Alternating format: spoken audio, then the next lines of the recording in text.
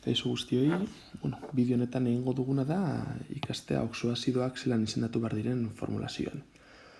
Lehenik eta behin esatea nola lortzen diren oxoazidoak. Oxoazidoa lortzeko behar izango ditugu anhidridoak, aurreko bideoetan ikusi ezakezu anhidridoak zelan izendatzen diren eta zelan lortzen diren, ez metala gehi oxigenoa batzen direnean agertzen dira anhidridoak, anhidrido hauei ur molekula bat, H2O molekula bat gehitzen diogunean oxoazidoak lortuko ditugu. Jarriko dut hemen asterisko bezalako bat, esateko bideo honetan ikusiko dugu zelan izendatzen diren modu tradizionalean. Horatu, badirela modu ezberdinak izendatzeko, tradizionala, estok eta sistematikoa, baina azidoetan gomendagarriena da tradizionala erabiltzea. Behin hau esan da, jarriko dugu adibidetxo bat, esateko zer esan nahi duen hemen agertzen diren anhidridoa gehiura. Hartuko dugu anhidrido bat, adibidez. Teluroa eta oxigenoa, eta hartuko dugun adibide izango da hau. Esango dugu nondik datorren hau, lehenik eta behin. Teluroa da gure esmetala,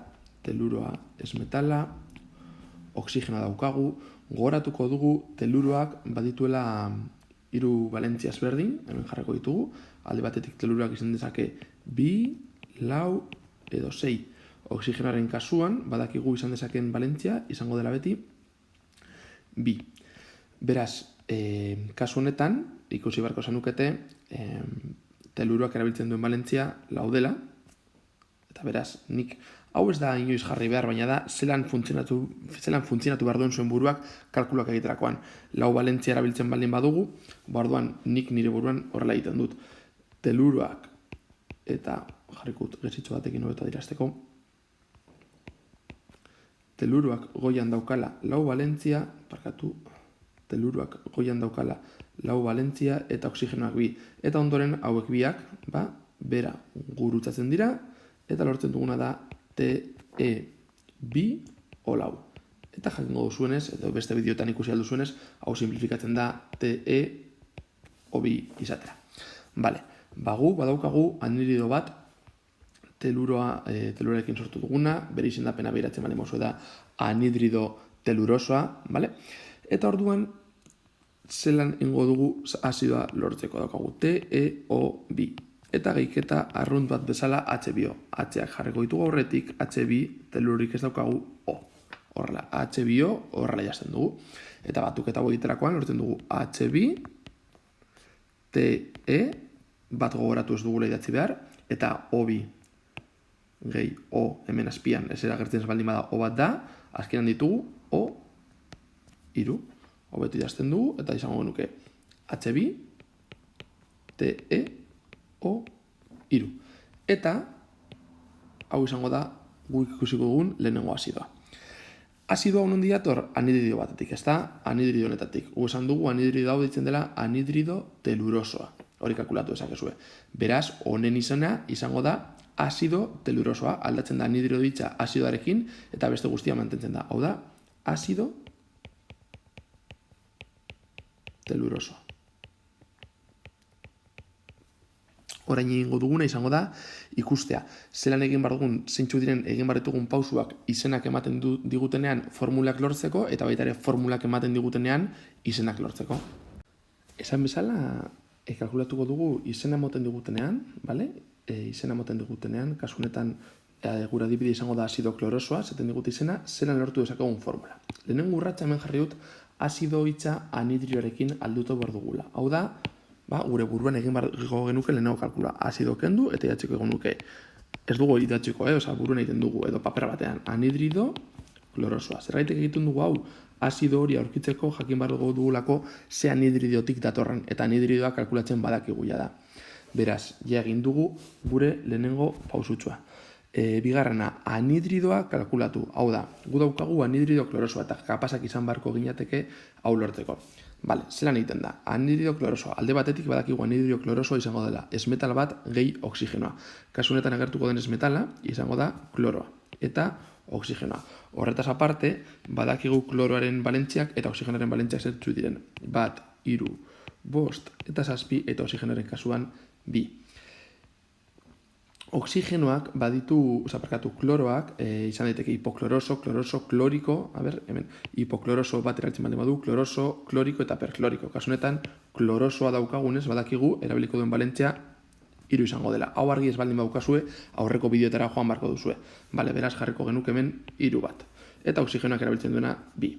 Ondoren, bi zenbaki hauek gurutzatzen dira, eta lortuko genukena zen Cl2O3.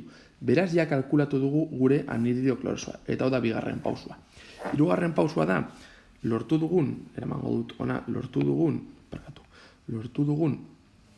Cl2O3, hau da lortu dugun anhidrido honi, H2O batuko diogula. Gehiketa hori ingo dugu. Eta lortuko genukena izango zen H2Cl2O4. Beraz, jagin dugu baita ere, 3. pausua. Eta azkenengo pausua, hemen ikusten baldin bauzue, zaten du, simplifikatu ahal izatekotan. Simplifikatzeko agertzen diren azpiindize guztiak haien artean multiploak izan behar dira. Normalean gertatzen da bikoitiak direnean guztiak. Kasuetan, 2, 2 eta 4 bikoitia direnez, simplifikatu dezakegu. Eta simplifikazio horrek eramango gaitu guztia zati bi egiten. H bat, Cl bat, O lau zati bi. Hori izango da, lortuko genuken formula. Beraz, azido klorosoa galdetzen baldin badigute, gure erantzuna izan barko zen HClO2. Orain, egingo duguna da formulatik izena lortzea. Bi adibidez berdin ikusiko ditugu, H2SO4 eta HNO3. Ikusten duzuenez, gure laguntza bezalako honetan, gure buruari egin beharko diogun lehenengo galdera da H2O, hau da ur molekula bat, ea kendu aldiogun bai konposatu bateri edo bai besteari. Egongo ditugu bi adibide, kasu batzuetan erantzuna baiezko izango da eta hauek izango dira tokatzen zaizkigun urratsak, eta beste batzuetan ezezkoa baldin bada, bai ikusten baldin baduzue oso antzekoak dira urratsak, baina horretik eragiketatxo bat egin barko dugu. Beraz, hasiko gara H2SO4 kasuarekin. H2O kendu dezakedan egiteko, egin barko duguna da kenketa bezalako bat, eta hemen kentzen diot, kenketa bat, eta jartzen dut H-aren azpian, H2O. Egiten baldin moduzuek kenketa, H2 eta H2 haien artean joan egingo dira, S-a geratuko zaigu horrela, S eta O lauken O hemen goratu bat agertzen dela, izango da SO3. Kendu izan diogu hori? Bai, ez dugu inolako arazorik izan, beraz jarraituko dugu, jaman dugu lehenengo pausua, hemen sartu gara. Eta gainera ja, H2O kendu egin diogu. Orain esaten digute, anhidridoa aurkitu behar dugula. Hau da, hau anhidrido bat da, eta jakin behar dugu zelan izendatzen den.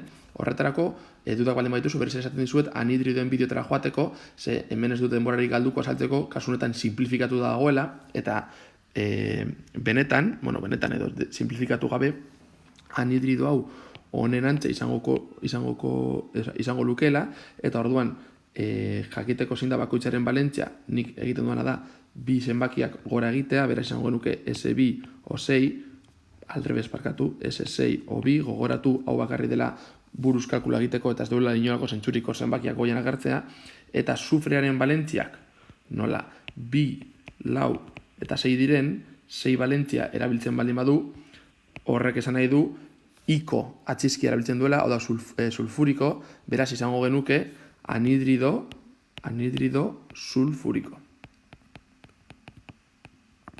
Hau izango da SO3.